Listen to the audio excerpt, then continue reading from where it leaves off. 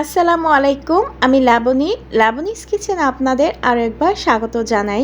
আজকে আমি আপনাদের তৈরি করে দেখাবো মাত্র 1 কাপ চাউলের গুঁড়া দিয়ে ভীষণ মজার একটি সকালের নাস্তা রেসিপি। এই নাস্তাটি খেতে দারুণ টেস্টি হয়ে থাকে। চালের গুঁড়া দিয়ে হালকা ফুলকা নাস্তাটি যাকে খাওয়াবেন সেই আপনার প্রশংসা করবে। বাচ্চাদের টিফিনেও কিন্তু মাত্র 5 মিনিটে ঝটপট এই নাস্তাটি তৈরি করে দিতে পারবেন। চলুন তাহলে মূল রেসিপিটা দেখে নেওয়া যাক। এখানে আমি মেজারমেন্ট কাপের 1 কাপ চালের গুঁড়া নিয়েছি। চালের গুঁড়ার পরিবর্তে কিন্তু এখানে আটা কিংবা ময়দাও দিয়ে নিতে পারেন। এখন এখানে আমি হাফ চা চামচ লবণ দিয়ে দিচ্ছি কিংবা স্বাদ মতো। এখন দিয়ে দিচ্ছি 1 চা চামচ চিনি। চাইলে আপনারা চিনিটা স্কিপ করতে পারেন, তবে চিনিটা দিলে একটু ভালো লাগবে খেতে। এখন দিয়ে দিচ্ছি হাফ চা চামচ বেকিং সোডা। এখানে কিন্তু বেকিং সোডাটাই দিতে হবে, বেকিং পাউডার দিলে হবে না। বেকিং সোডা দেওয়ার কারণে নাস্তাটি একটু ফুলবে। এখন সবগুলো উপকরণ আমি একটা হ্যান্ড উইক্স দিয়ে ভালোভাবে নেড়েচেড়ে মিশিয়ে নিচ্ছি। আপনারা চাইলে কিন্তু হাত দিয়েও মিশিয়ে নিতে পারেন।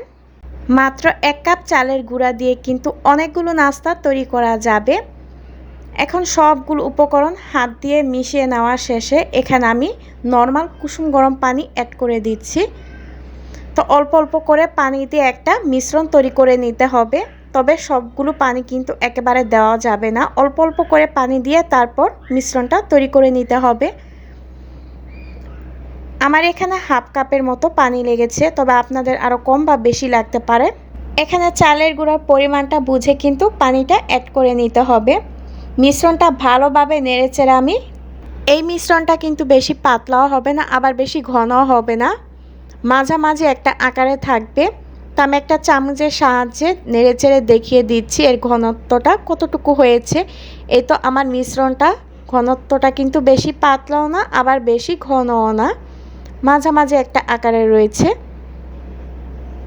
চুলাতে আগে থেকে একটা প্যান বসিয়ে দিয়েছি। এখন এর মধ্যে আমি একটু অয়েল ব্রাশ করে দিচ্ছি। চারপাশটা কিন্তু অয়েল দিয়ে ব্রাশ করে দিচ্ছি। এখন আমি এখান থেকে একটা চামচের পরিমাণ মিশ্রণ নিব, তারপর আমি প্যানে দিয়ে দিব মাঝ বরাবর। আপনারা চাইলে কিন্তু গোল চামচও নিতে পারেন। এখন আমি মাঝ বরাবর মিশ্রণটা ঢেলে দিলাম। দেখুন আস্তে আস্তে কিন্তু এর থেকে বাবল বের হতে শুরু করছে। এখন আমি একটা ঢাকনা দিয়ে ঢেকে দিব। তো আমি 3 থেকে 4 মিনিট পর আবার ঢাকনা উঠিয়ে দেখিয়ে দিচ্ছি। দেখুন আমার নাস্তাটি কিন্তু তৈরি হয়ে গিয়েছে। ভেতরটাও কিন্তু ভালোভাবে সিদ্ধ হয়ে গিয়েছে। আর দেখুন কতগুলো ছিদ্র। এখন আমি নাস্তাটি উঠিয়ে নিচ্ছি। তো সেমভাবে আমি বাকি নাস্তাগুলো তৈরি করে নিব। তো এখানে এই চামচ দিয়ে মেপে দিলে কিন্তু সবগুলো নাস্তা একই সমান হবে। তো চামচ দিয়ে মাঝ বরাবর মিশ্রণটা দিয়ে নিলে কিন্তু এটা গোল হয়ে যাবে, আর দেখতে পাবেন এ থেকে কিন্তু বাবল বের হবে, আস্তে আস্তে পুরোটা ছড়িয়ে যাবে বাবলে। এখন আমি ঢাকনা দিয়ে ঢেকে দিচ্ছি। দেখতে তো পেলেন কত ঝটপট আমি নাস্তাগুলো তৈরি করে নিচ্ছি। তো নাস্তাগুলো কিন্তু আমার তৈরি করা হয়ে গিয়েছে। এখন আমি একটা প্লেটে উঠিয়ে নিচ্ছি।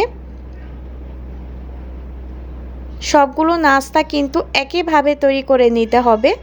এই তো দেখুন গরম গরম পরিবেশন করে নিয়েছি। আপনারা চাইলে কিন্তু এর সাথে চাটনি বা মাংসর ঝোল যদি থাকে সেটা দিয়ে খেলে কিন্তু ভীষণ ভালো লাগবে। তবে অনেকে ঘরে চাটনি তৈরি করে নেয়, টমেটোর চাটনি।